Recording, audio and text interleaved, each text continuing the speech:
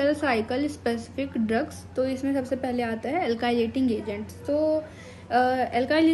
Alkylating agents मतलब non cell cycle specific मतलब क्या मतलब है, सेल साइकिल में क्या क्या होता है, G0 phase, S phase, G1 phase, G2 phase. तो इनमें से किसी भी स्टेप पर कोई स्पेसिफिक उनका नहीं है, तो सेल साइकिल के किसी भी स्टेप पर ये वर्क करके सेल मतलब ट्यूमर सेल को क्या कर सकते हैं, डिस्ट्रॉय कर सकते हैं। लेकिन मोस्टली एस फेज पर ही वर्क करते हैं, बाकी वैसे ये किसी भी सेल के फेज पर वर्क करके उसको इनहिबिट कर सकते हैं, उसके मल्टीप्लिकेशन को इनहिबिट कर सकते हैं। तो कोर मैकेनिज्म क्या होता है उनका, देखिए एल्काइलेटिंग एजेंट नाम पे ही है कि एल्काइल ग्रुप उनमें प्रेजेंट होगा। एल्काइल ग्रुप आपको पता होगा कार्बन में 4 वैलेंसी होती है, तो अगर ये फिल्ड है, ये खाली है, तो इसमें जिसमें मतलब हाइड्रोजन नहीं है एक तरह से, मतलब कि कार्बन में क्या होता है 4 हाइड्रोजन आप जोड़ दो तो ये CH4 बनाता है। अगर आप इसमें से एक हाइड्रोजन हटा दीजिए तो वो एक एल्काइल ग्रुप बना लेता है, ठीक है। तो अब क्या होता है कि ये एल्काइल ग्रुप जो होता है उससे हम बोलते हैं फ्री रेडिकल या कार्बोनियम आयन। तो ये क्या होता है, बहुत ही ज़्यादा रिएक्टिव होता है, इसमें एक फ्री इलेक्ट्रॉन रहता है। तो ये क्या करता है कि सेल है उसमें DNA है, तो सेल के DNA में एन ग्वानिन जो होता है उसके N7 पोजीशन पर हाइड्रोजन होता है, उस हाइड्रोजन से ये एल्काइल ग्रुप आके बाइंड हो जाता है। और अगर वो हाइड्रोजन से आकर बाइंड हो गया तो जो ग्वानिन है उसका पेयरिंग मिसमैच हो जाएगा, मतलब कि ग्वानिन जो है जो कि साइटोसिन से क्या करता था, हाइड्रोजन पेयरिंग करता था, तो यहाँ पर वो किससे पेयर हो जाएगा, थायमिन से। तो इस कारण से इसकी DNA का सीक्वेंस ही गड़बड़ हो जाएगा, तो एबनॉर्मल DNA फॉर्मेशन हो जाएगा, ठीक है। तो अब ये एबनॉर्मल DNA अगर फॉर्म हुआ तो फिर इसको ये इसके 2 फेट हैं क्या, एक तो सेल साइकिल मतलब कुछ चेक गेट होते हैं, जैसे P53 प्रोटीन होता है, ATM प्रोटीन होता है। तो ये प्रोटीन क्या करते हैं कि अब नॉर्मल DNA को डिटेक्ट करते हैं, अगर वो खराब है तो उसको सही करते हैं। तो वही लिखा है कि अगर कुछ चेक गेट होते हैं अगर वो फंक्शनल हैं तो वो क्या करेंगे, अब नॉर्मल DNA को डिटेक्ट करेंगे, रिपेयर करेंगे उसको, और अगर रिपेयर फेल हो गया तो सेल क्या हो जाएगी, सेल की डेथ हो जाएगी। मतलब यही हम चाहते भी थे कि सेल क्या हो जाए, उसकी डेथ हो जाए। अब अगर जो हमारा चेक गेट है वो नॉन फंक्शनल हुए, ठीक है, तो नॉन फंक्शनल हुए तो वो इस एबनॉर्मल DNA को डिटेक्ट नहीं कर पाएंगे, उसको मतलब वो सेल की डेथ नहीं हो पाएगी, तो सेल क्या करेगी, बाई प्रोलिफरेशन हो जाएगा। तो इसके कारण एक तो हमारा ऑलरेडी कार्सिनोमा था, फिर उसके बाद एक म्यूटेशन के बाद एक दूसरा कार्सिनोमा डेवलप हो जाएगा, क्योंकि उस पर चेक तो लग ही नहीं पाया, तो उसका अनकंट्रोल प्रोलिफरेशन होगा, इसके कारण सेकेंडरी कार्सिनोमा डेवलप हो जाएगा। तो ये मोस्ट कॉमन ये चीज़ मतलब सेकेंडरी कार्सिनोमा डेवलप होने वाली कंडीशन मोस्ट कॉमन होती है प्लेटिनम कंपाउंड और एल्काइलेटिंग एजेंट में, ठीक है। तो हम समराइज करते हैं कि एक एल्काइल ग्रुप है, वो ग्वानिन के N7 पोजीशन में बाइंड हुआ, इसके कारण ग्वानिन का जो नॉर्मल पेयरिंग होती थी वो इनहिबिट हो, मतलब वो मिस पेयर हो गई, और वो थायमिन से बाइंड मतलब पेयरिंग कर लिया। अब ये अब नॉर्मल पेयरिंग के कारण DNA अब नॉर्मल हो गया, उसका सीक्वेंस खराब हो गया। तो अगर चेक पॉइंट फंक्शनल है तो उन्होंने सेल को DNA को देखा, वो रिपेयर अगर फेल हो गया तो सेल की क्या हो गई, डेथ हो गई। और अगर नॉन फंक्शनल है अगर ये चेक पॉइंट, तो वो सेल वो DNA वो मतलब सेल जो है जिसमें कि अब नॉर्मल DNA है वो बहुत प्रोलिफरेट कर जाएगा और सेकेंडरी कार्सिनोमा डेवलप हो जाएगा, ठीक है। एक और बात है कि बाई फंक्शनल एल्काइलेटिंग एजेंट जो होते हैं वो क्या करते हैं, इंटर स्ट्रैंड क्रॉस लिंकिंग करते हैं, और इसके कारण क्या होता है कि रेप्लिकेशन स्टॉप हो जाता है। अब इसको एक थोड़ा डायग्राम से हम समझते हैं कि देखिए ये है आपका सपोज कोई एल्काइल ग्रुप है जिसमें एक वैलेंसी एक वैलेंसी नहीं मतलब खाली है, तो यहाँ पर एक फ्री इलेक्ट्रॉन होगा, ये हम कार्बोनियम आयन कह रहे हैं। तो इस कार्बोनियम आयन क्या करता है, जाकर यहाँ पर प्रेजेंट जो हमारा ग्वानिन है उस पर जाकर बाइंड हो जाता है। अब ये यहाँ बाइंड हो गया तो ग्वानिन मिसपेयरिंग हो गई थायमिन से, यहाँ मिसपेयरिंग हो गई तो एबनॉर्मल DNA फॉर्म हो गया। अब ये एबनॉर्मल DNA का क्या करे, इसका फिर चेक पॉइंट आएगा। तो अगर एबनॉर्मल DNA डिटेक्ट हो गया तो सेल की डेथ हो जाएगी, और अगर चेक गेट अच्छे से वर्क नहीं कर पा रहे हैं तो वो सेकेंडरी कार्सिनोमा डेवलप कर देंगे, ठीक है। और दूसरा कभी कभी क्या होता है कि ये जो ग्वानिन है मतलब कि बाई फंक्शनल हमारे अल्काइल ग्रुप हैं वो इधर भी बाइंड कर लेते हैं, इधर भी बाइंड कर लेते हैं, और इस तरीके से वो क्या करते हैं कि inter strand cross linking form कर लेते हैं, और इंटर स्ट्रैंड क्रॉस लिंकिंग करने के कारण यहाँ पर आगे इसका रेप्लिकेशन स्टॉप हो जाता है इस वाली पोजीशन पे। तो इस तरीके से ये वर्क करके सेल को क्या करते हैं, डिस्ट्रॉय करते हैं। ठीक है, अब देखिए हम बात करते हैं इंडिविजुअल ड्रग्स की। सबसे पहले इसमें एल्काइलेटिंग एजेंट में हम 3 कैटेगरी में ड्रग्स देखेंगे। एक तो नाइट्रोजन मस्टर्ड डेरिवेटिव, फिर नाइट्रोसोयूरियास और alkylating agent acting by methylation, और फिर कुछ मिसलेनियस भी देख लेंगे। सबसे पहले हम देखते हैं नाइट्रोजन मस्टर्ड डेरिवेटिव। तो इसमें वैसे तो और बहुत सारे ड्रग्स हैं, लेकिन सबसे इम्पॉर्टेंट जो ड्रग्स हैं वो कौन से हैं, साइक्लोफॉस्फामाइड और आइफोस्फामाइड। ठीक है, अब ये कैसे इनका पाथवे होता है, कैसे ये वर्क करते हैं वो देखते हैं। तो साइक्लोफॉस्फामाइड एक प्रो ड्रग है। ठीक है, ये मेटाबोलाइज होता है लीवर में, वही CYP जो एंजाइम होते हैं उनके थ्रू, और ये कन्वर्ट होता है 4-हाइड्रोक्सी साइक्लोफॉस्फामाइड जो कि उसका एक्टिव फॉर्म होता है। अब ये जो होता है ये 3 कंपाउंड में ब्रेक होता है। एक तो इनएक्टिव कंपाउंड जो इसका बनता है वो तो न्यूट्रलाइज्ड रहता है तो एक्सक्रीट हो जाता है। दूसरा होता है एल्डोफॉस्फामाइड जो कि एक टॉटोमर है। तो ये अब एल्डोफॉस्फामाइड भी फर्दर ब्रेक होता है, मेटाबोलाइट फॉर्म करता है जिसमें क्या आ जाएंगे, फॉस्फोरामाइड, मस्टर्ड और एक्रोलीन।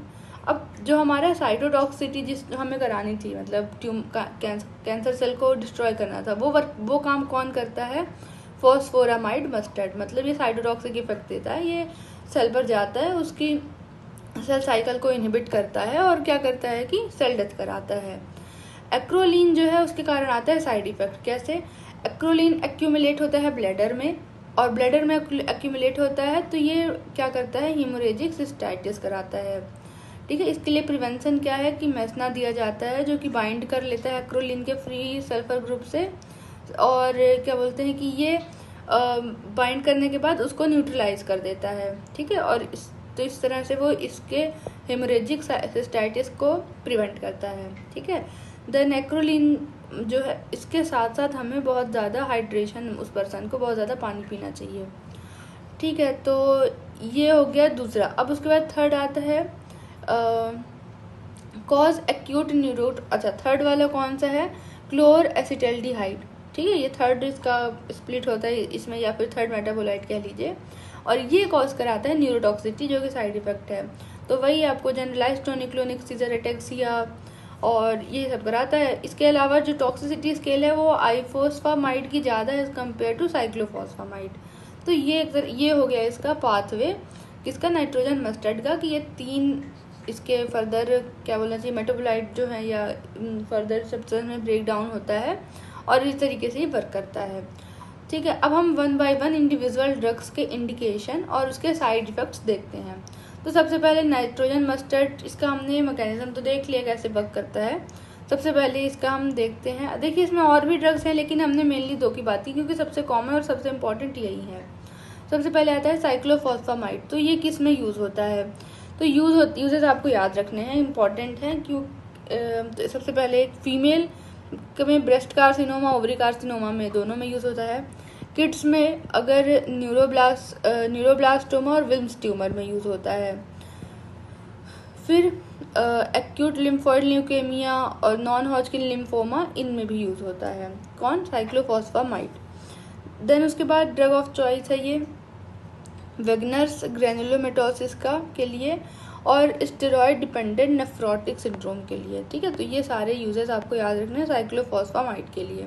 साइड इफेक्ट आपने देख ही लिया, एक्रोलीन के कारण हेमोरेजिक सिस्टाइटिस हो रहा था और न्यूरोटॉक्सिसिटी हो रही थी ये क्लोरेसिटल्डिहाइड के कारण। ठीक है, चलिए भाई नेक्स्ट आते हैं आइफोस्फामाइड। तो इसका यूज़ क्या क्या है, ऑस्टियोसार्कोमा में यूज़ कर सकते हैं हम, टेस्टिकुलर कार्सिनोमा में यूज़ कर सकते हैं, और रिस्क क्या है, हाई रिस्क होता है हेमोरेजिक सिस्टाइटिस, सेम चीज़ जो हमने, क्योंकि दोनों के लिए बात की थी हमने, और न्यूरोटॉक्सिसिटी बस हमने देखा था आइफोस्फामाइड की टॉक्सिसिटी ज़्यादा होती है as compared to cyclophosphamide.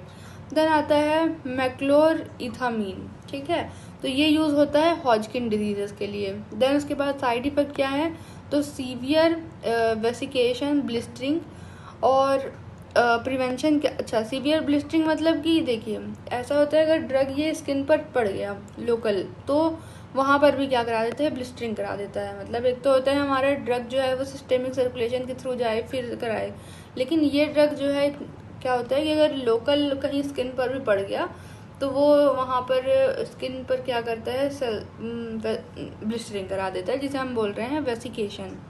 Prevention क्या है, administration via rapid IV infusion, इसीलिए इसको आईवी के थ्रू देते हैं ताकि वो वेन में जाकर डाइल्यूट हो जाए। डायरेक्ट स्किन पर जाने पर वो क्या करा देता है, ब्लिस्टरिंग करा देता है। देन आता है मेल्फालन, तो ये यूज़ होता है मल्टीपल माइलोमा के लिए, और अदर यूज़ है बस एक चीज़ का यूज़ है, मल्टीपल माइलोमा। देन उसके बाद आता है क्लोराम्ब्यूसिल, तो ये यूज़ होता है क्रोनिक लिम्फोसाइटिक ल्यूकेमिया में। डन। तो ये हमने बात की नाइट्रोजन मस्टर्ड डेरिवेटिव, साइक्लोफॉस्फामाइड, आइफोस्फामाइड, मैक्लोरिथामीन, मेल्फालन, और इसके अलावा एक हमने बात की क्लोराम्ब्यूसिल। तो ये आपको इतने याद रखना है नाइट्रोजन मस्टर्ड डेरिवेटिव्स, और इनके इंडिकेशन बहुत ही इंपॉर्टेंट है कि किस में कौन सा यूज़ किया जाता है, बहुत क्वेश्चन आता है इस पर। देन हम बात करते हैं नाइट्रोसोयूरियाज। ठीक है, तो ये कैसे होते हैं, लाइपोफिलिक होते हैं। लाइपोफिलिक हैं तो ब्लड ब्रेन बैरियर को क्या कर जाते हैं, क्रॉस कर जाते हैं बहुत ईजिली। इनमें कौन कौन से ड्रग आते हैं, तो इसमें कार्म्यूस्टिन, लोम्यूस्टिन और सेम्यूस्टिन, तीनों ही, और इसके अलावा स्ट्रेप्टोजोसिन। तो यूजेस इनके क्या क्या हैं, तो ये यूज़ होता है ब्रेन ट्यूमर में, क्योंकि अब देखिए ये ब्लड ब्रेन बैरियर को क्रॉस कर ले जा रहे हैं, तो इसीलिए हम इसका लॉजिकल बात है कि ब्रेन ट्यूमर के लिए यूज़फुल होगा, वही लिखा है, due to excellent good blood brain barrier penetration. तो इसके बाद साइड इफेक्ट क्या है कि डिलेड एंड सीवियर न्यूट्रोपीनिया कराता है ये। ठीक है, तो ये आपको याद रखना है कि अगर किसी पर्सन को न्यूट्रोपीनिया है तो उसमें ये ड्रग हम नहीं देंगे। देन नेक्स्ट है स्ट्रिप्टोजोसिन, तो ये ड्रग ऑफ चॉइस है pancreatic beta islet cell tumour के लिए। फिर उसके बाद थर्ड कैटेगरी है alkylating agent acting by methylation, तो मतलब मिथाइल ग्रुप ऐड करके कौन कौन से ड्रग्स हैं जो वर्क करते हैं, वो है डाकार्बाजिन और प्रोकार्बाजिन, और इसके अलावा है टीमोजोलोमाइड। तो डाकार्बाजिन और इनके यूजेस क्या हैं, तो यूज़ होता है हॉजकिन डिजीज़ में, और प्रोकार्बाजिन किस में यूज़ होता है, इसके साइड इफ़ेक्ट, ये भी हॉजकिन में यूज़ होता है। इसके साइड इफ़ेक्ट क्या है कि ये माओ इनहिबिटर है। अब ये एंजाइम गट में पाया जाता है, और ये क्या करता है, टायरामिन को क्या करता है कि उसको मेटाबोलाइज करता है, उसको ब्रेक डाउन करता है, तो जो कि चीज़ में प्रेजेंट होता है। अगर एक्सेसिव चीज़ किसी ने इंटेक कर लिया है तो उसको टायरामिन का क्या हो जाएगा, क्राइसिस हो जाएगा। तो एक तरह से हम बोल सकते हैं चीज़ क्राइसिस हो जाएगा। और अगर टायरामिन बहुत ज़्यादा हो जाएगा तो इसके कारण क्या होगा, ये ब्लड स्ट्रीम में पहुंचेगा, और इसके कारण ये नर्व एंडिंग से नॉरएपिनेफ्रिन रिलीज करवाएगा, जिसके कारण हाइपरटेंसिव क्राइसिस होगा। इसके अलावा डाइसल्फिराम लाइक रिएक्शंस हो करता है ये अल्कोहल के साथ। देन अगला आता है टीमोजोलोमाइड, तो ये ड्रग ऑफ चॉइस है मैलिग्नेंट ब्रेन ट्यूमर में। ठीक है, और इसका ओरल एजेंट जो है वो क्रॉस कर सकता है ब्लड ब्रेन बैरियर को। देन आते हैं मिसलेनियस एल्काइल सल्फोनेट्स में, तो इसमें आता है ब्यूसल्फान, तो यूजेस है इसका क्रोनिक माइलॉइड ल्यूकेमिया और bone marrow ablation pre transplant में। साइड इफेक्ट क्या है, पल्मोनरी फाइब्रोसिस, और इसे ही हम ब्यूसल्फान लंग्स कह देते हैं, और स्किन हाइपर पिगमेंटेशन जिसे हम बोलते हैं ब्यूसल्फान टैन। तो ये होता है पूरा एल्काइलेटिंग एजेंट के बारे में।